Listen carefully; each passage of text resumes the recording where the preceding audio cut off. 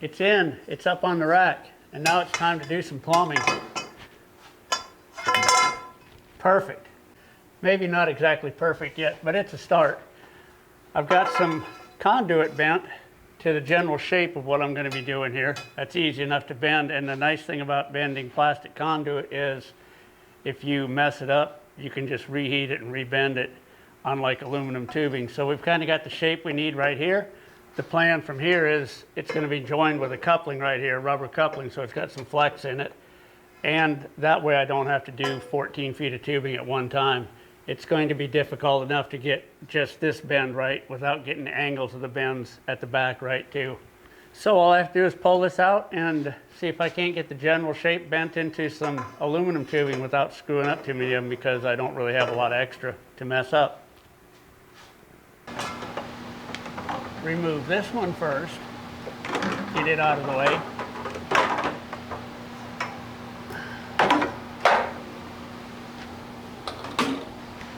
Then this one, in order for it to come out, and I don't know how this is going to work once it's 1 1/4" aluminum, but it's going to have to rotate up. And right there is where it gets close. But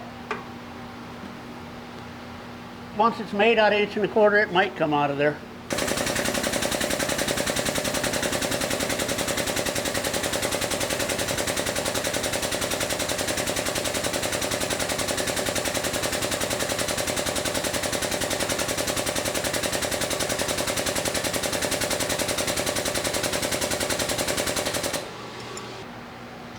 Well, I think it'll fit. Well, I kind of know it fits. I put it in here once to check and cut it to length, and it did go in.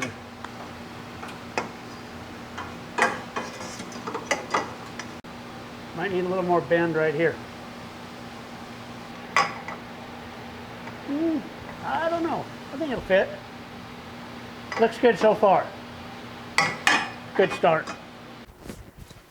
All right, we've got the easy part done. These complicated bends around the front, around the fuel cell and all that are done. Now all we got to do is what is actually the easy part. Just one curve in both of these tubes to get it headed over towards the engine. These curves are relatively simple. I'm still going to bend a piece of scrap PVC just so that I have an idea of how much bend I need to put in them, so I don't overbend the tube or anything like that. So let's see how this works out. It takes a little while to get a length of this heated up. You want to heat enough of it so that you get a nice smooth curve. You don't want to heat just a little bit of it, otherwise you just get a kink and it won't give you an accurate representation of what the aluminum tube is going to be. She's getting there, starting to bend. You see it's a little hot right there. It bends easy right there, not hot enough right here.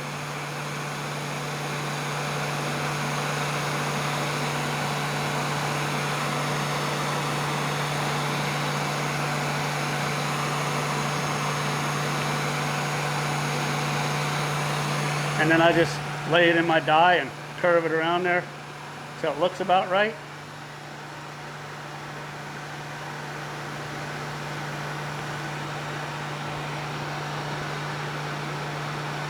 And with my free hand, I reach over and switch this off.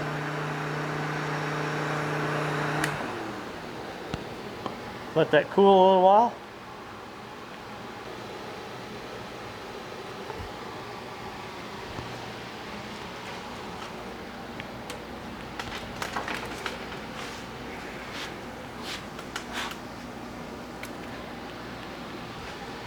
And that gives me a general idea of what that's going to look like. And since I haven't let it cool all the way, if I really need to, I can change the angle of it just a little bit because it's still warm.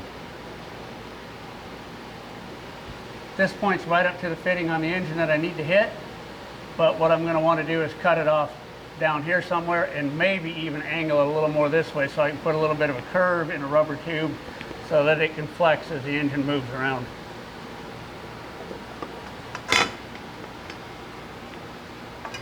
All right, let's see how it works. Well, it's a little long, it needs to be cut off on the other end.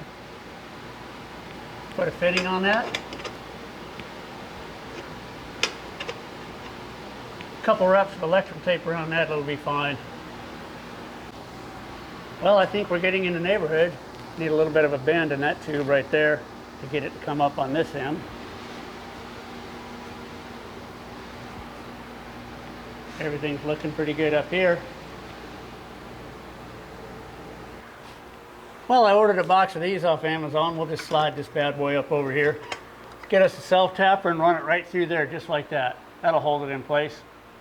That's what a lot of people would do, and it's quick, it's easy, but this project is not about quick and easy.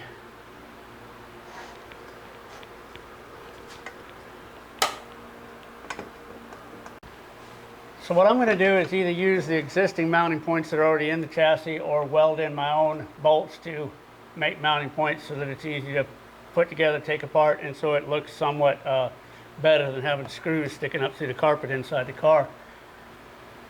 This is one option to hold them in place with these clamps. The other option would be to make a mounting bracket that goes all the way across here that has holes that go through it for these two tubes, the two tubes that go to the heater, and possibly even the two tubes that go to the air conditioner. Maybe I could 3D print something that would do that. I don't know. We'll see how it all works out. Now we have the simple matter of getting these tubes to these connections on the motor, and I'm going to use this, which is an Impala lower radiator hose. Keep that in mind when you're doing repairs on this car, when you actually end up being the guy who buys that off me one day. And look at that. That's about what we're looking for, because that's where I planned on cutting it off at. Yes, indeed, that will work.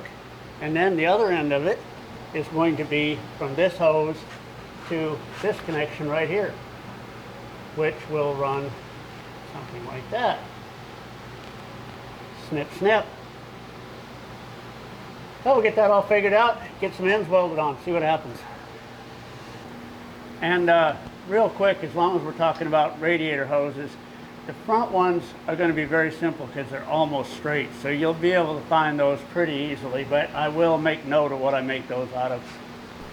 I have all the hard lines bent. Now all I have to do is weld on these fittings that I've turned down on a lathe.